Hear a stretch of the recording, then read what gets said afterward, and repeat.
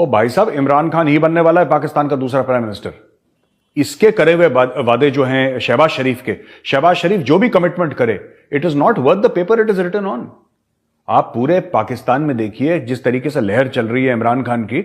आपको क्या लगता है जब भी इनके जनरल इलेक्शंस होंगे, जब ये कितना भी डिले कर दें, देखो रिजल्ट वही आने वाला है। ये डिले कर दें, ये बोले नहीं साहब हम मार्च अप्रैल में नहीं कराएंगे, हम अगस्त सितंबर में कराएंगे। आप 2025 में कराओ, आप 2025 में जीतना इमरान खान ने, ठीक है। और मेरे जितने भी पाकिस्तान के दोस्त हैं, जानने पहचानने वाले हैं, वो कहते हैं साहब आप इमरान खान को लाइक करिए, हेट करिए, वो आपकी मर्जी है, लेकिन जीतेगा खान, क्योंकि उसकी ऐसी लहर चल रही है वहां पे और लोग चाहते हैं इमरान खान को प्राइम मिनिस्टर बनाए। तो फिर ये कौन सी खेत की मूली है जो कह रहा है यूएई से हमारी दोस्ती करो। अच्छा, दूसरी चीज, तुम्हें क्या मतलब है भारत से? तुम क्या चाहते हो भारत से? What do you want from India कि हमारी दोस्ती कराओ, हमारी दोस्ती कराओ। तुम्हारा फॉरेन मिनिस्टर जाके बकवास करता है,